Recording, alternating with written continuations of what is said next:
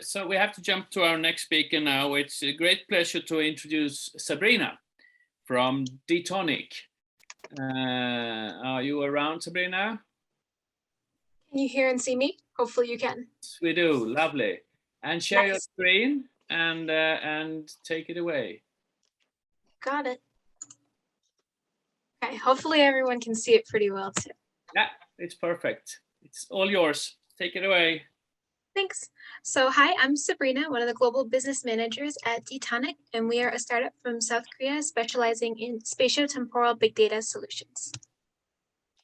So right now we're in the age of data expansion, and the trend continues to grow as new technologies are coming in. Autonomous vehicles, for instance, are going to be making a ton of data alone, never mind new technologies that are coming in on top of that. So we know that with the data growing, we're looking at the data and saw an interesting fact that 80% of new data is spatio-temporal big data.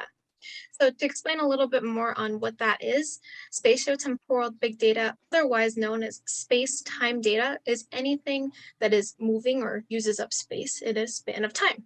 So a good example of that is you walking down the street with your phone, or getting up in the morning to check the weather, or driving to work. This is all spatio-temporal big data in your day-to-day life, and it needs to be processed. But it's a bit difficult due to its multidimensional nature. It has a lot more of a difficult time to retrieve, process, and analyze than regular big data would. So because of that, trying to process is kind of like going to a library with no management system. So you're just left roaming the halls, trying to figure out the book that you're looking for. Whereas we're more like a warehouse, and we know where all the data is so that we can find the most important and frequently used data that can be pulled and used, allowing you to find what you're looking for and making insights a lot easier. So let me introduce to you the Geo-Hiker. Our big data boosting engine is made specifically for this type of data. And we are a middleware to optimize existing big data systems. And we're known to help our customers not only increase their processing speeds by 40 times, but also help reduce their hardware costs by around 90 to 98%, depending on the project. And I'll get a little bit more into those two projects on the left now. So let's start with the Hyundai Motor Company project. They needed to process and analyze their fuel efficiency for their North American probe car fleet. Using space-time specific functions on geographical data, speed, incline of the roads, etc., we were able to reduce their hardware costs from their original price of $2 million down to $40K, thanks to the Geo-Hiker. And next is for the Korea Transportation Safety Authority. So they're a government organization that tracks pretty much every commercial vehicle, for example, taxis, like you see in the photo in Korea.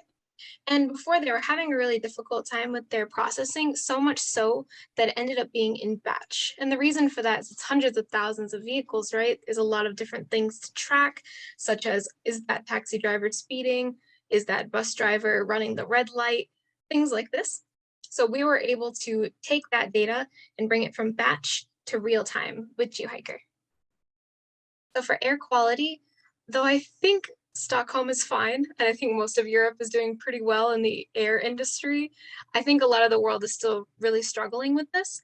And the bad air challenge is just really bad for public health and really uncomfortable for the vulnerable population.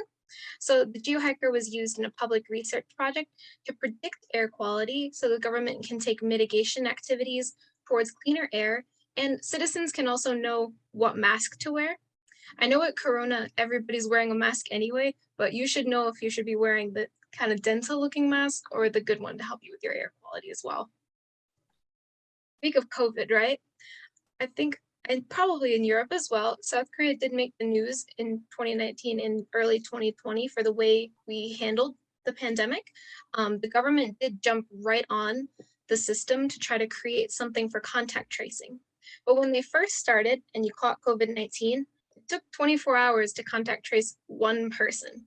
And that's because they had to figure out everywhere you went in 14 days manually.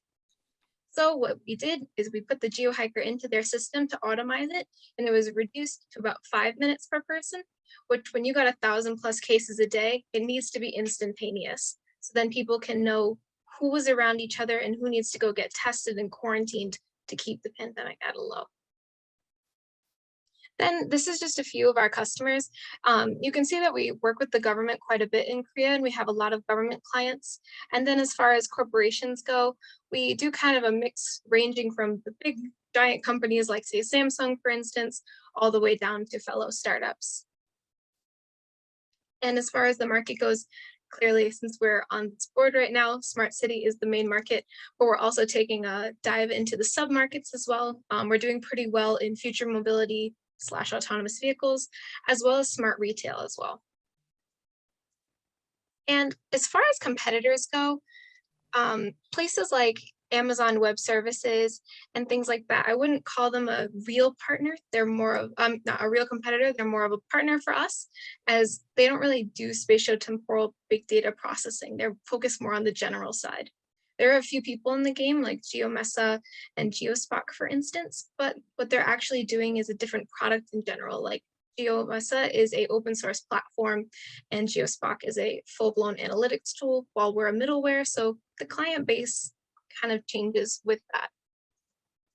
So right now for our business model, we are on an on-premise model at the moment, but by the end of the year, we're going to have a SaaS model to help kind of monetize the product as we expand.